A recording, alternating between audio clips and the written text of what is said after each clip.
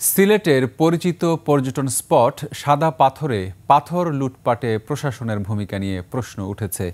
অভিযান চালালেও কিভাবে পাথর লুটের মহোৎসব হয়েছে এ প্রশ্নের উত্তর মিলছে না। এজন্য প্রশাসনের মাঠ পর্যায়ের কর্মকর্তাদের যোগসূত্র রয়েছে বলে অভিযোগ করছেন কেউ কেউ। তবে প্রশাসনের কর্মকর্তারা বলছেন, লুটপাট বন্ধে স্থানীয় প্রশাসনের পাশাপাশি সিলেট থেকেও বিশেষ অভিযান পরিচালনা করা হচ্ছে। সিলেট বিভাগীয় প্রতিনিধি ওয়েস খসরুর তথ্য ভিডিওতে ডেস্ক রিপোর্ট।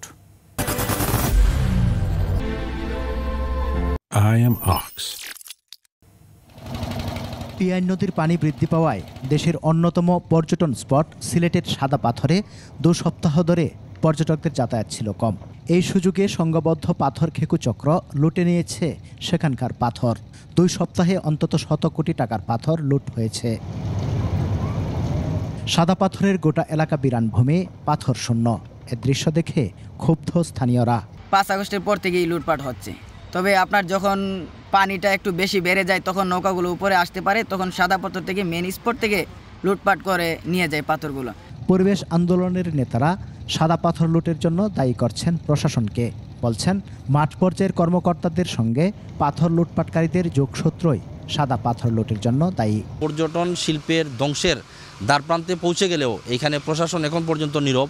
তারা চেয়ে চেয়ে দেখছে অথবা সহযোগিতা করছে। পাথর লুটেরা, পাথর ডাকাতরা কি করছে, সব পাথরগুলা লুট করার পর এখন আমাদের কালো থাবা বসাচ্ছে সাদা পাথর। এই লুটপাটে স্থানীয় রাজনীতিবিদরা সম্পৃক্ত, ইভেন বড় বড় রাজনীতিবিদরা ওই সমস্ত লুট থেকে নানানভাবে তারা বেনিফিশিয়ারি হন।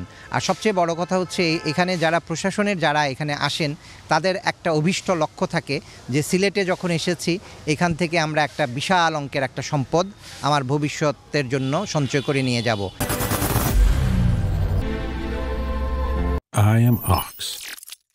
অভিযানের কথা জানায় জেলা প্রশাসন। বলেন, লুটের সময় স্থানীয় পর্যায়ে অভিযান ছাড়াও সিলেট থেকে বিশেষ টাস্কফোর্স গঠন করে অভিযান চালানো হয়। আমাদের ইউনো সাহেবরা দেখতেছেন, আমাদের জেলা থেকে ম্যাজিস্ট্রেটরা গিয়ে বিশেষ অভিযান পরিচালনা করে আসছেন। যান্ত্রিক পদ্ধতিতে পাথর লুটের পর গোটা পর্যটন এলাকা ঝুঁকিপূর্ণ হয়ে উঠেছে বলেও মনে করছেন স্থানীয়রা।